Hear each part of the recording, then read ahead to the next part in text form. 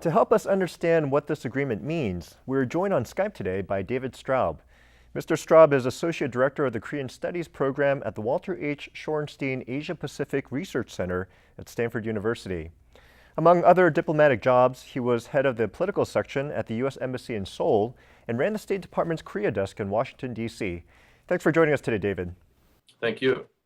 Now, first of all, the Al Jazeera report says that this deal was in the works even before Kim Jong-il died and his son was thrust into power.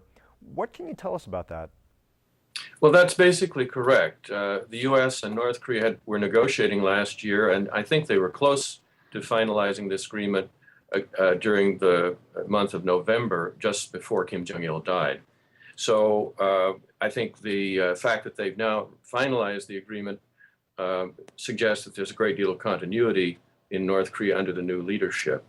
That's the good news. It would have been bad if they had not been able to finalize this agreement. It would have suggested that maybe there were serious problems with the new leadership.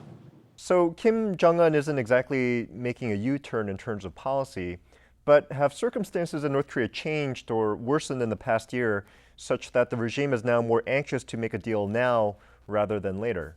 I don't think the situation has seriously deteriorated in North Korea, but it's probable that the new leadership there would like to be able to show other people in the elite as well as the people as a whole that they're able to manage external threats and challenges. And also, North Korea is chronically short of food. And so under this deal, they're going to receive 240,000 tons of U.S. food aid over the next year, and that will help alleviate the food shortage. Secretary of State Clinton sounded very cautious when she announced the deal, characterizing it as a modest first step and saying that the U.S. will watch closely and judge North Korea by its actions. From your experience in dealing with North Korea, do you feel that this level of caution is warranted? Yes, indeed. The North Koreans, I think, have in their own mind good reasons to keep nuclear weapons.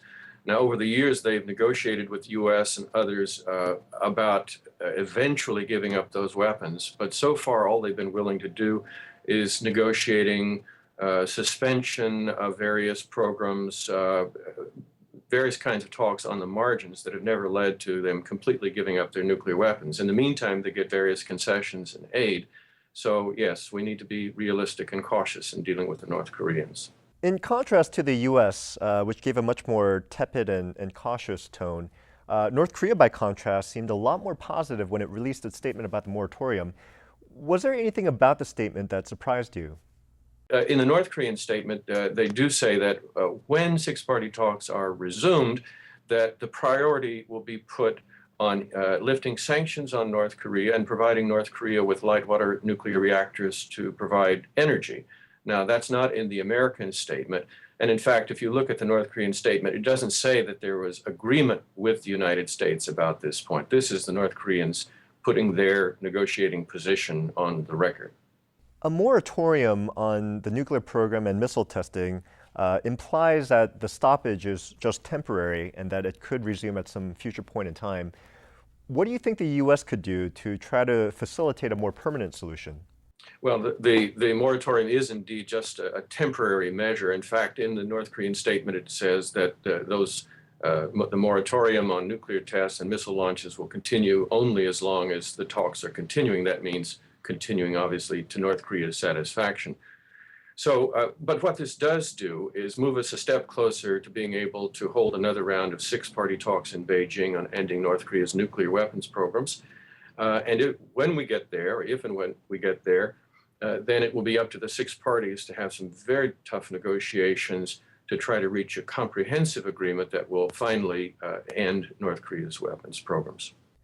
How do South Korea's upcoming elections play into this week's announcement? South Korea this year has a National Assembly election and a presidential election, and South Koreans have long been very divided about how to deal with North Korea. On the right, the position is typically similar to the United States. That is, North Korea must first move to give up its nuclear weapons, and as it does so, will be willing to remove sanctions and provide some assistance. The left in South Korea believes that North Korea will not respond positively to that, and that the best way to get North Korea to give up nuclear weapons is to provide it with assurances, aid, and eventually to make North Korea believe that it no longer needs nuclear weapons to be secure.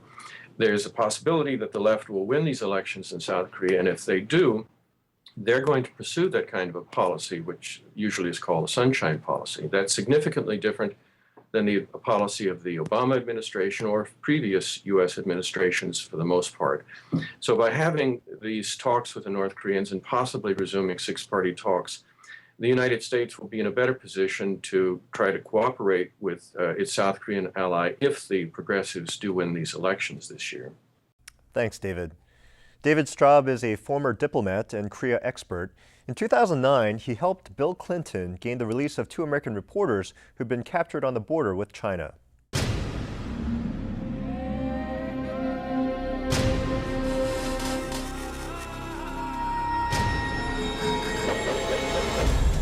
Now on U.S. airwaves, a global channel of uncompromising stories. World news, documentaries, entertainment, and culture. Link TV, connecting you to the world. For more information, visit linktv.org.